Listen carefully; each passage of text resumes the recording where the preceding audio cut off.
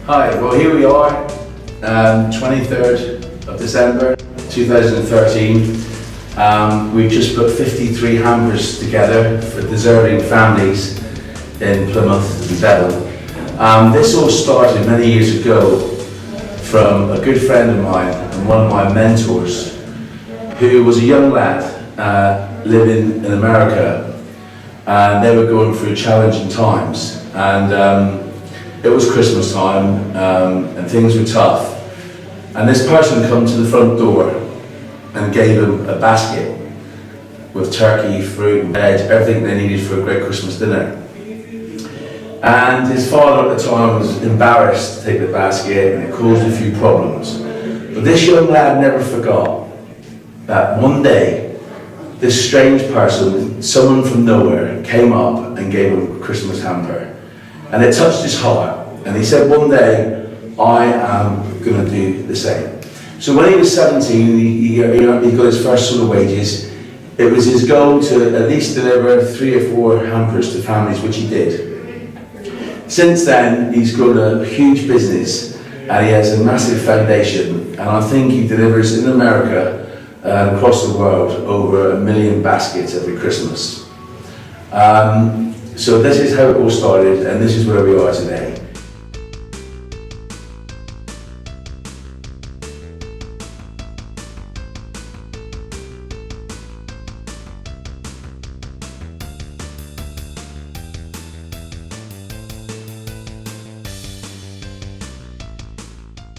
Well, hello, I'm Brian Good. I'm a Senior Education Welfare Officer in Plymouth. Really pleased to be part of this annual event now. This is the 3rd year running that we've done this, where we've delivered food parcels, everything families need for a Christmas dinner. 2 days before Christmas is ideal. Working very closely with Sean from the Terrace Cafe and lots of local businesses. We started with 10, then went to 20, and this year 51 families are in Christmas hamper delivered to their door today, the 23rd of December. Fresh project, everything, as I say, they need for a Christmas dinner. We select people who are families who are facing difficulties and challenges, but are really making a difference. Particularly concerned, obviously, is the Senior Education Welfare Officer. School attendance being such an important part of everybody's future. Is those parents, despite all the difficulties, the families who still manage to get their children to school on a regular basis. A young lady from one of our primary schools, and mum had just been rehoused following quite a lot of domestic violence, and really there was very little in the house. There were a couple of mattresses and very little, and mum was really to break away from a very violent relationship, and I did it via children's social care. When I went and saw the little girl, who was 5-year-old, whose attendance had been absolutely superb, mum often brought her to school despite lots of bruises and guns, what else herself, and the girl really loved school. And it was really good to be able to say to her how pleased it was, and this was a really special reward because of how well she was doing in school and attending. And it actually brought a tear to my eye when she went and said to her mum, "Oh mummy, look, we can have Christmas because I've been going to school." I mean, that's pretty typical. We do look at as I say, the families who are really making an effort. Another family last year again said to me, "This has made our Christmas, we can now start believing again." It's great for our service because people realise we're not just there to punish people, we're there to support and help people to go to school. And I really want to thank all the local businessmen, Sean from the Terrace Cafe and everybody else for putting everything together and the effort they put in. And as I say, it's lovely to see 51 really scrumptious food parcels for a really good Christmas day for 51 very needy families. So 3 years ago we started to do the baskets by raising money at the Terrace Cafe from our customers, and we managed to do 12.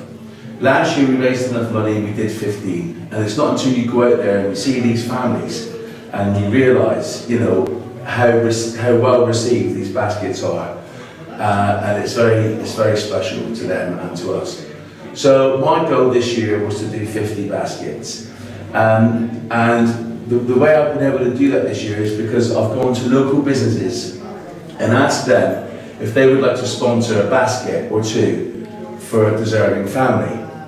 We've had great response. So this year we are delivering 53 baskets. Next year I hope to do 100 baskets. And if the more that the local businesses and local people get involved, the more that the baskets we can give to these deserving families. We've had some great help from a lot of people. We've got many helpers in there today, which I'd like to give my thanks to. I'd just like to say, when we deliver the baskets, we give them a card, and also inside the card, a local person, Simon today, he's donated 5 free tickets for the fairground in Plymouth, which is nice. But when they get the card, it says, "This basket comes from someone who cares. Have a great Christmas, take care of yourself, and hopefully one day you can do this for someone else. Love from a friend." So they don't know where this basket's coming from.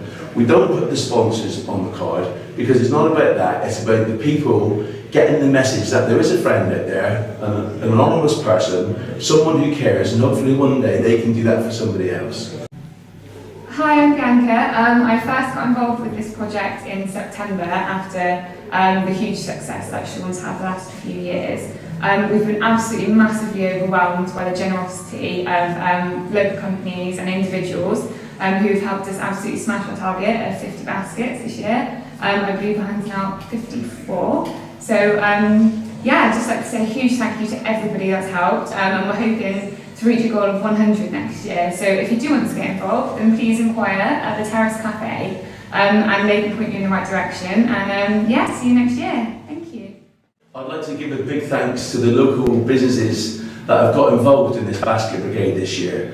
I'd like to give them a quick mention. That's Arribas, The Mission, Eldred's Auctioneers, Lang Estate Agents, Wolferston's, Shirley Valentine's, the Navy Inn, the Crown and Anchor, Plymouth Boat Trips, Devil's Point Cafe, Michael Spires Jewellery, Ron and Marion Heath, Elite Financial Services, Town and Country Lettings, Benson's Butchers, the Barbican Pasta Bar, Vickery Holman, Phil Hawkes, Adi, John and Wendy, Elaine and Dave Colgate, Leslie Ann, Mark Posselhagen, John Smerlin, Cornish Farm Produce, the Unitarian Church, the OPM's Lodge, and the Terrace Cafe.